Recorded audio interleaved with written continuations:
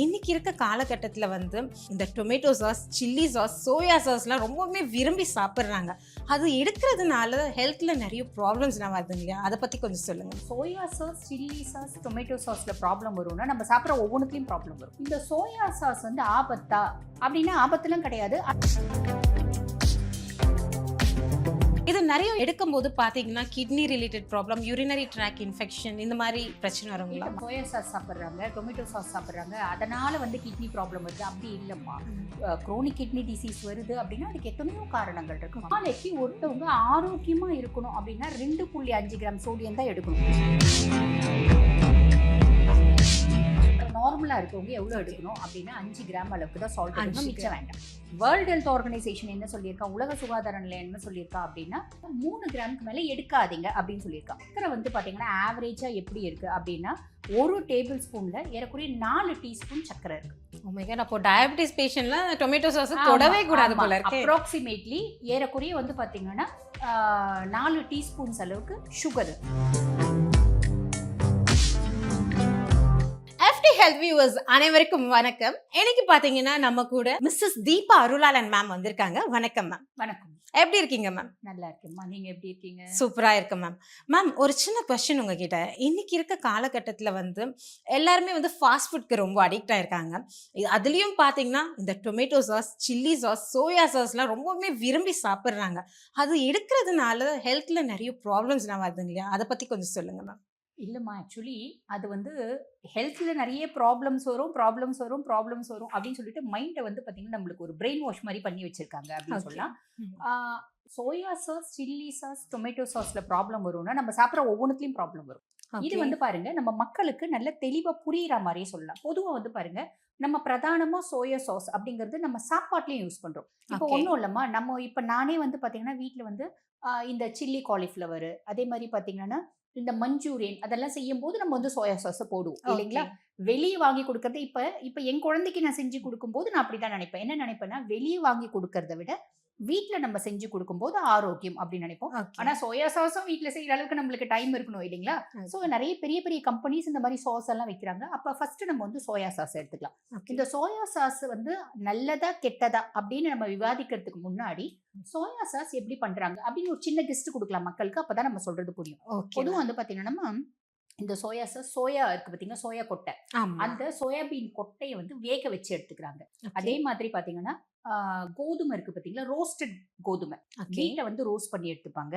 அது கூட வந்து பாத்தீங்கன்னா நம்மளுக்கு ஆஸ்பர்ஜில்லஸ் அப்படின்ற ஒரு மோல்டுனா என்னன்னா அது ஒரு ஃபங்கஸ் மாதிரிமா, அந்த மோல்டை வந்து எடுத்துக்கிறாங்க.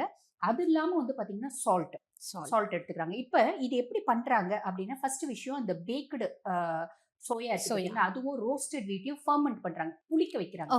புளிக்க வச்சு ஒரு 2 நாள் ஃபர்மெண்ட் பண்றாங்க. கோஜி அப்படின்னு ஒரு ப்ராடக்ட் வருது. அந்த கோஜியை பிரெயினோட கலக்குறாங்க. பிரெயின்னா மனுஷ பிரெயின் இல்ல, இது வந்து என்னன்னா ஸ்ட்ராங் சொல்யூஷன் ஆஃப் சால்ட், உப்புனோட சொல்யூஷன். உப்பு அதிகமா இருக்கு, ஒரு சோடியம், அந்த பிரெயின் அப்படின்னு சொல்லுவாங்க, அதோட கலக்குறாங்க. கலந்த பின்னாடி அது ஒரு ப்ராடக்ட் வருது, அதை கொஞ்சம் புளிக்க வைக்கிறாங்க. அது மரோமி அப்படின்ற ஒரு ப்ராடக்ட் வருது. அதுக்கப்புறம் திருப்பி நொதிக்க வைக்கிறாங்க. நொதிக்க வச்சு ஃபைனலா நம்ம யூஸ் பண்ற சோயா சாஸ் வருதுமா.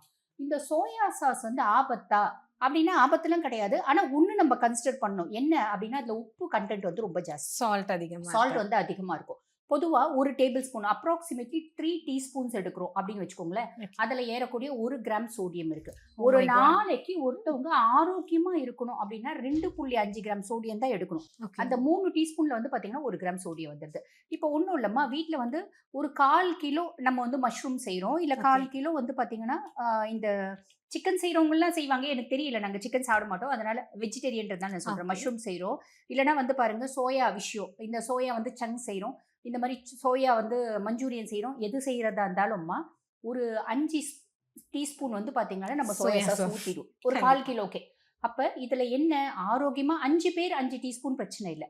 ஃபர்ஸ்ட் விஷயம் இதுல ஹை சால்ட் கண்டென்ட், இது ஒண்ணு ஞாபகம் வச்சுக்கோங்க. அதுக்கு அடுத்து நீங்க கேட்ட கேள்வி என்னன்னா டொமேட்டோ சாஸ் யூஸ் பண்றோமா? இதுல வந்து இந்த சோயா சாஸ்ல பிரதானமா 5 விஷயம் யூஸ் பண்றாங்க. ஒண்ணு வந்து பாருங்க அந்த சோயா, பேக்டு சோயா, ரோஸ்டட் வீட், அதுக்கப்புறம் வந்து பாத்தீங்கன்னா தண்ணி, உப்பு, ஆஸ்பர்ஜில்லஸ். இந்த ஆஸ்பர்ஜில்லஸ் அது அதனால பெரிய காம்ப்ளிகேஷன் கிடையாது. அது ஒரு மோல்டு, அதை ஃபர்மெண்ட் பண்றதுக்கு தான் யூஸ் பண்றாங்க. ஓகேங்களா? அது காம்ப்ளிகேஷன் கிடையாது. ஸோ இது யூஸ் பண்றாங்க. அதுக்கும் மேல வந்து பாருங்க இதுல ப்ரிசர்வேட்டிவ்ஸ் யூஸ் பண்ணுவாங்க. ப்ரிசர்வேட்டிவ்ஸ் பின்னாடி பார்க்கலாம். எல்லாத்துக்கும் ஒண்ணா தானே ப்ரிசர்வேட்டிவ்ஸ் யூஸ் பண்றாங்க. அதுக்கு அடுத்து வந்து பாருங்க நீங்க கேட்ட 2வது சாஸ் என்ன அப்படின்னா tomato sauce. Tomato sauce. Tomato sauce பிடிக்காத குழந்தைங்களே கிடையாது. கண்டிப்பா குழந்தைங்க இல்ல, எல்லாத்துலயும் குழம்பு மாதிரி ஊத்தி அடிக்கிறாங்க ஊத்தி மேம். சாப்பிடுவாங்க. ஆமா, குழந்தைங்கன்னு இல்லம்மா, பெரியவங்க கூட Yeah. வந்து பாத்தீங்கன்னா அந்த டொமேட்டோ சாஸ் நிறைய சாப்பிடுறாங்க இல்லைங்களா? இப்போ வந்து இட்லி கலாச்சாரம் இல்ல, இப்போ பர்கர் கலாச்சாரம், பீஸா ஆமா, கலாச்சாரம் sandwich. இல்லைங்களா? சாண்ட்விச், பர்கர், பீஸா, அதுக்கு மேல பிரெட் ஆம்லெட் மேல கூட டொமேட்டோ சாஸ். இப்படி ஆமா. நம்ம சப்பாத்தி தொட்டு சாப்பிடுறது, இட்லி தொட்டு சாப்பிடுறது நிறைய விஷயம். இது வந்து பாருங்கம்மா tomato sauce worldwide million tons வந்து பாத்தீங்கன்னா மில்லியன்ஸ் ஆஃப் டன்ஸ் வந்து பாத்தீங்கன்னா அவங்க ப்ரிப்பேர் பண்றாங்க Okay, ஃபாரின் ma'am. கண்ட்ரீஸ்ல. அவங்க ப்ரிப்பேர் பண்றதுலாம் ஹைஜீனிக்கா தான் ப்ரிப்பேர் பண்றாங்க. அதெல்லாம் Okay. பெரிய விஷயம் இல்ல. இப்போ இந்த தக்காளி பழத்தை எடுக்கிறாங்க, அதை வந்து பாத்தீங்கன்னா ஸ்டீம் பண்ணி வேக வைக்கிறாங்க, Okay. தோலை உரிக்கிறாங்க, அதை வந்து டன் கணக்குல ஃபார்ம்ல இருந்து கலெக்ட் பண்றாங்க. கலெக்ட் பண்ணிட்டு காயும் பழமுமே தனியா சென்சர் வந்து பிரிக்குது. Okay. இந்த மாதிரி பல மெத்தடாலஜி செய்றாங்க. இதுல வந்து பாத்தீங்கன்னா அதிகப்படியான சர்க்கரை இருக்கு, Sugar சுகர் content. ஜாஸ்தி இருக்கு. ஏன்னாம்மா Okay. இதுல வந்து பாத்தீங்கன்னா வினிகர் யூஸ் பண்ணுவாங்க, அதுக்கு மேல வெங்காயம் யூஸ் பண்றாங்க, பூண்டு யூஸ் பண்றாங்க, கூட சர்க்கரையும் யூஸ் பண்றாங்க. Okay. இந்த சர்க்கரை வந்து பாத்தீங்கன்னா ஆவரேஜா எப்படி இருக்கு அப்படின்னா ஒரு டேபிள் ஸ்பூன்ல ஏறக்குறைய 4 டீஸ்பூன் சர்க்கரை இருக்கு. Oh my god. அப்போ டயபிட்டிஸ் பேஷண்ட்ல டொமேட்டோ சாஸ் தொடவே கூடாது போல இருக்கே. அப்ராக்சிமேட்லி ஏறக்குறைய வந்து பாத்தீங்கன்னா 4 டீஸ்பூன்ஸ் அளவுக்கு சுகர் இருக்கு. ஓகேங்களா? இப்போ டயபெட்டிக் பேஷண்ட்ஸ்னே இல்லம்மா, குழந்தைங்க, இப்போ உங்கள மாதிரி பர்சனாலிட்டிஸ் கூட ஒரு டேபிள் ஸ்பூன் ஊத்தி தான் நம்ம சாப்பிடுறோமா? ஒரு வேளை சாப்பிடுறோம்னா 4 டேபிள் ஸ்பூன் 5 டேபிள் ஸ்பூன் ஊத்திக்கிற குழந்தைங்களாம் கூட இருக்காங்க. அதுலயும் முக்கி எடுத்து சாப்பிடுறவங்க கூட இருக்காங்க. Okay. ஆமா. ஆனா அது பெருசா ஆபத்து இல்ல, சுகர் ஜாஸ்தி இருக்கு அவ்வளவுதான். Okay. 3வது நம்ம யூஸ் பண்ற sauce chilli sauce, chilli sauce. மிளகா சாஸ் இல்லைங்களா? அந்த சில்லி சாஸ்ல பெருசா நம்ம யோசிக்க வேண்டியதில்லம்மா. நிறைய சக்கரை இல்ல, நிறைய உப்பு இல்ல.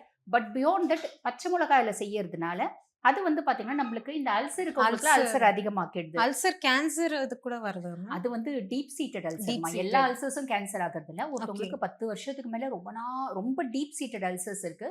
அவங்க Okay. அதுக்கு ப்ராப்பரா வைத்தியம் பண்ண மாட்டேங்கிறாங்க, உணவு முறையும் ஃபாலோ பண்ண மாட்டேங்கிறாங்க. அப்படின்னா உங்களுக்கு வரதுக்கு 10% வாய்ப்பு இருக்கு, Okay. 100% கிடையாது. அப்ப எல்லாம் சேர்த்து என்னன்னா இது வந்து கேஸ்ட்ரைட்டிஸ் இன்டியூஸ் பண்ணும். பெரும்பாலும் வந்து பாத்தீங்கன்னா சோயா சாஸ், இந்த டொமேட்டோ சாஸ் அளவுக்கு சில்லி சாஸ் கம்மி தான் யூஸ் பண்ணுவாங்க இல்லைங்களா? ஆமா, கம்மியா பெரியவங்க use தான் பண்ணுவாங்க. கொஞ்சம் யூஸ் பண்ணிப்பாங்க, குழந்தைங்க கம்மி தான் யூஸ் பண்றாங்க. ஸ்பைசினஸ்க்கு கொஞ்சம் யூஸ் பண்ணுவாங்க. ஸ்பைசினஸ்க்கு யூஸ் பண்றாங்க, அந்த டேங்கி ஃப்ளேவர் ஸ்பைசினஸ்க்கு. சரி, இப்போ இந்த 3 சாஸையும் ஆன் தி ஹோல் சாப்பிடலாமா? தாராளமா சாப்பிடலாம், Okay. பிரச்சனை கிடையாது.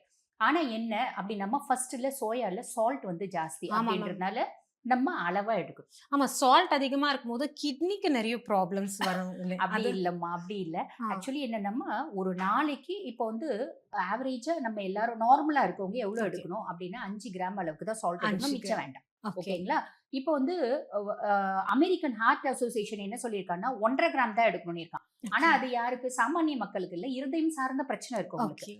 வேர்ல்ட் ஹெல்த் ஆர்கனைசேஷன் என்ன சொல்லியிருக்கா, உலக சுகாதார நிலையம் என்ன சொல்லியிருக்கா அப்படின்னா இந்த பிபி நிறைய இருக்கவங்க, கிட்னி ப்ராப்ளம் இருக்கவங்க, டயபெட்டிக் அன்கண்ட்ரோல்டா இருக்கவங்கள 3 கிராமுக்கு மேல எடுக்காதீங்க அப்படின்னு சொல்லியிருக்காங்க. Okay. சராசரி நீயும் நானும் 5 கிராம் எடுக்கலாம், தப்பு இல்ல. Okay. ஆனா நம்ம 5 கிராம் தான் எடுக்கணும் அப்படின்றத நம்ம கணக்குல வச்சு இப்போ நம்ம சோயா சாஸ் எடுக்கிறோம் அப்படின்னா அதை கணக்கு வச்சு மீதி உப்பு கம்மி பண்ணிக்கணும். Okay. சிம்பிள்.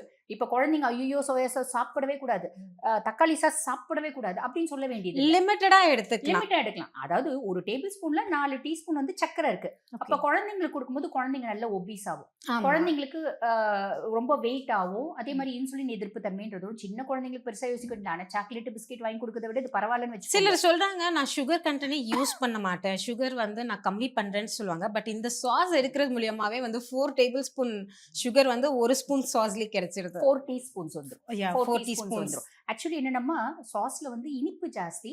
அப்ப நம்ம ஒரு சைடு வந்து பாருங்க நல்ல இது வாங்கி கொடுத்துட்டு, ஒரு சைடு பன் பட்டர் ஜாம் வாங்கி கொடுத்துட்டு, இன்னொரு சைடு ஒரு ரசகுல்லா வாங்கி கொடுத்துட்டு, அந்த மாதிரி ஒரு 16 வயசு பொண்ணுனாலும் அவ்வளவு இனிப்பு சாப்பிட வேண்டாம், 10 வயசு குழந்தைனாலும் அவ்வளவு இனிப்பு சாப்பிட வேண்டாம், 30 வயசு லேடினாலும் அவ்வளவு இனிப்பு சாப்பிட வேண்டாம். அவ்வளவு இனிப்பு சாப்பிட்றாங்களே, அடுத்த இனிப்பை வந்து அப்படியே கட் பண்ணிக்கணும். இப்ப எல்லாம் என்ன நினைப்பாங்க, நான் ஸ்வீட் சாப்பிட்டாதான் இனிப்பு. மாவு சத்தும் என் ப்ராடக்ட் இனிப்பு தான். அது வந்து இன்சுலின் எதிர்ப்பு தன்மை அப்படின்றது அதிக மாவு சத்தும் கிரியேட் பண்ணும், ஸ்வீட்ஸும் கிரியேட் பண்ணும். புரியுதுங்களா? என் ப்ராடக்ட் குளுக்கோஸ் வரும். அதனால நம்ம என்ன பண்ணலாம் அப்படின்னா இந்த மாதிரி எடுக்கிறீங்களா அன்னைக்கு வந்து பாருங்க மதியான சாப்பாடு கொஞ்சமா எடுத்துக்கோங்க, Okay. இல்ல அன்னைக்கு இனிப்பு சுத்தமா கட் பண்ணிடுங்க. இப்படி ஃபோக்கஸ் பண்றோம் அப்படிங்கும் போது பிரச்சனை இல்லம்மா. இந்த 3 சாஸ்மே லிமிட்டா எடுத்துக்கலாம், தப்பே இல்லை.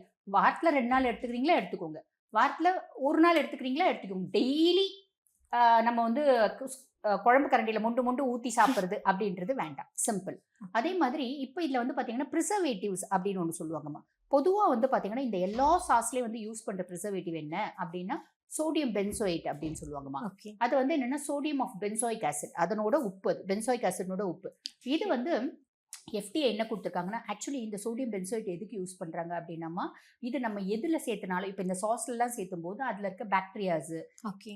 ஈஸ்ட், அதே மாதிரி ஃபங்கல் இன்ஃபெக்ஷன்ஸ். இது எல்லாத்தையும் வந்து பாத்தீங்கன்னா அது வந்து வளர விடாது. ஓகே. ஓகேங்களா? ஷெல்ஃப் லைஃப் அதிகப்படுத்தும். பொதுவா சோடியம் பென்சோயேட் எதுல சேர்த்தனாலும் 2 வருஷம் அதோட ஷெல்ஃப் லைஃப் அப்ராக்ஸிமேட்லி இருக்கும். அப்ப அந்த ஷெல்ஃப் லைஃப் இன்க்ரீஸ் பண்றதுக்காக இதெல்லாம் வந்து சேர்த்துறாங்க. அப்ப அந்த பிரிசர்வேட்டிவ்ஸ நம்ம ஒண்ணும் பிரச்சனை இல்லம்மா. உங்க பிரிசர்வேட்டிவ்ஸ் நம்ம கவர்ன்மெண்ட் வந்து பார்த்துட்டே இருக்காங்க. இவ்வளோதான் அங்கீகாரம். இதுக்கு மேல இருந்தா அந்த ப்ராடக்ட்க்கு அங்கீகாரம் குடுக்கறது இல்ல.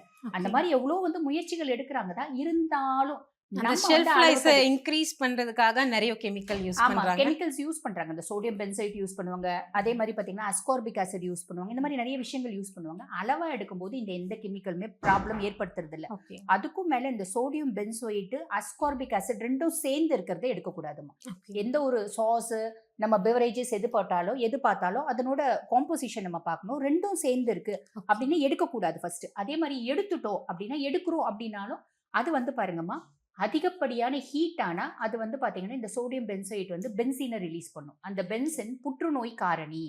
அப்ப அதிகப்படியான ஹீட் பண்ணக்கூடாது. அட் த சேம் டைம் வந்து பாத்தீங்கன்னா நிறைய வெளிச்சம், இந்த லைட்லயும் வந்து நிறைய எக்ஸ்போசிவான லைட்ல வைக்க கூடாது. ஓவர் எக்ஸ்போஷர் ஆஃப் லைட்டும் வைக்கக்கூடாது. சிம்பிள். அப்ப நீ சோடியம் பென்சோயேட், அஸ்கார்பிக் ஆசிட் 2ம் இருக்க நீ சாஸ் எடுக்கிறன்னா நிறைய இடத்துல யூஸ் பண்றாங்க. அதை நீ சூடுபடுத்தக்கூடாது. சிம்பிள். நம்ம மக்களுக்கு புரியுற மாதிரி சொல்லணும்னா, சிலர் என்ன பண்ணுவாங்கம்மா, நம்ம இந்த ஃப்ரைட் ரைஸ் இதெல்லாம் போடுற இடத்துல இந்த நிறைய விஷயம் எல்லாம் பண்றாங்களே, சில்லி கண்டிப்பா. அதெல்லாம் பண்றாங்க. நல்ல கடாய் பயங்கரமா வந்து சூடு இருக்கும். ஹீட் பண்ணிட்டு அதுல அதுலயே வந்து சோயா போடுவாங்க. சாஸை ஊத்துவாங்க. அந்த மாதிரி ஊத்தக்கூடாது. எடுத்துட்டு ஆறுன பின்னாடி ஊத்திக்கலாம். வீட்ல நம்ம செய்யும் போதும் நம்ம எடுத்துட்டு ஆறுன பின்னாடி சோயா சாஸை ஊத்திக்கலாம். ஓகே. அதுல இருக்க இனிப்பு, அதுல இருக்க உப்புக்கு அப்பாற்பட்ட ஒரு விஷயம் என்ன அப்படின்னா, அதுல இருக்க கெமிக்கல். Chemical preservative. அந்த கெமிக்கல் பிரிசர்வேட்டிவ் கூட வந்து பாத்தீங்கன்னா, கவர்மெண்ட் அதை சூடு பண்ணி சாப்பிடுன்னு சொல்லல. ஓகே. இந்த நம்மளா ப்ராடக்ட் யூஸ் வந்து சூடு பண்ணிக்கிறோம். பண்ணக்கூடாது. அதிகமான வெயில்ல அந்த ப்ராடக்ட்ட வைக்கக்கூடாது. அப்படின்றதும் அது குடுத்திருப்பான். இந்த this food should be maintain in 25 degree temperature அப்படின்றதெல்லாம் அவன் குடுத்திருப்பான்.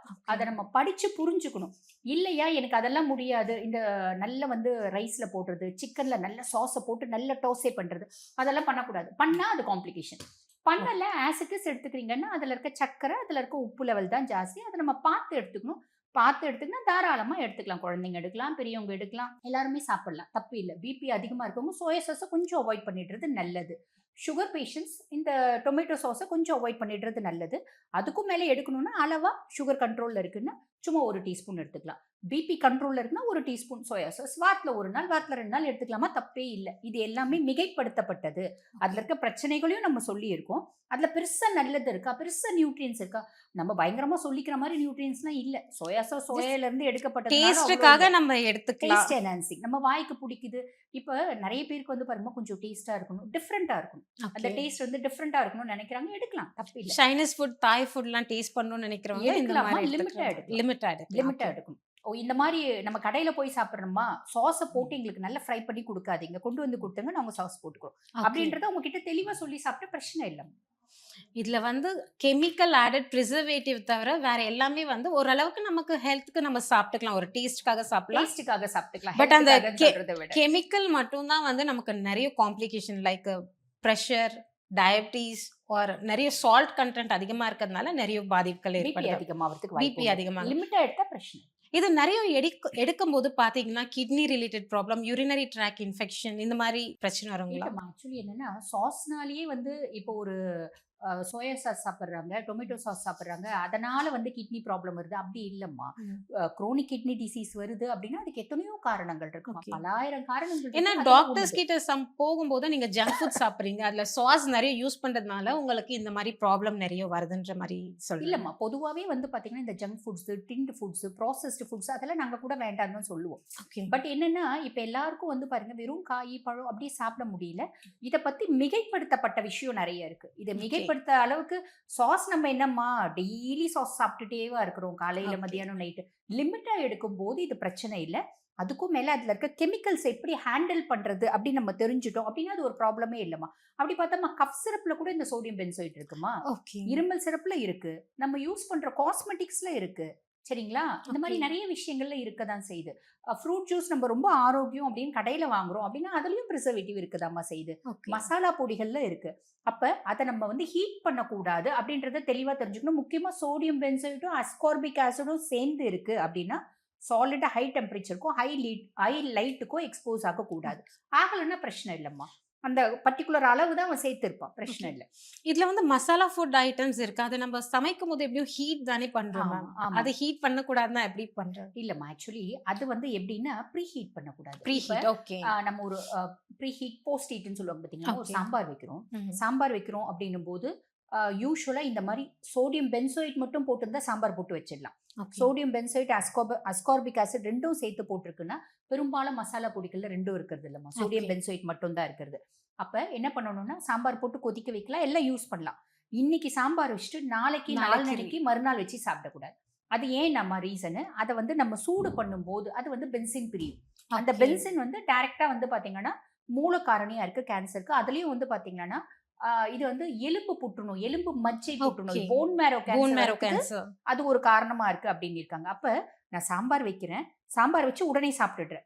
நான் இந்த 2 காம்பினேஷன் இருக்க பொடி பெரும்பாலும் எடுக்கிறது இல்ல. இது வந்து பாருங்க என்ஹான்சர்ஸ்ல தான் இருக்கும். ஓகே. டேஸ்ட் என்ஹான்சர்ஸ்ல நெறைய இருக்கும். அந்த அந்த மாதிரி இருக்க என்ஹான்சர் யூஸ் பண்றேன் அப்படின்னா, நான் வந்து இறக்கறதுக்கு முன்னாடி சாம்பார்னோட டெம்பரேச்சர் கொஞ்சம் குறைஞ்சிட்ட பின்னாடி நான் போட்டு கிளறி விட்டுடுறேன். சிம்பிள். இப்படி பண்ணீங்கன்னா பிரச்சனை இல்ல. Okay ma'am. Thank you so much.